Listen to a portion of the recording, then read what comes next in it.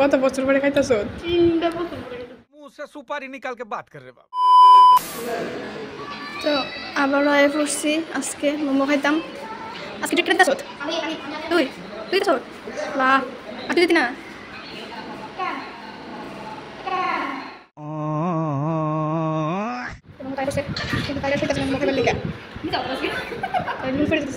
একদম জানি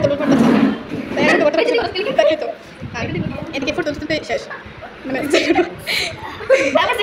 যে কোনো কিছু খাইতে গেলে মানে ফটো তুলতে লাগবে একদম মানে তুলতে লাগবে তো চলো খাইলাই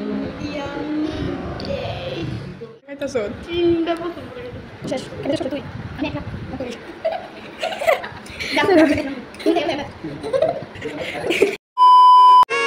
সবাই ভাবে আমি গরিব, কিন্তু না, আমি গরিব নই, আমি তো ভিখারি।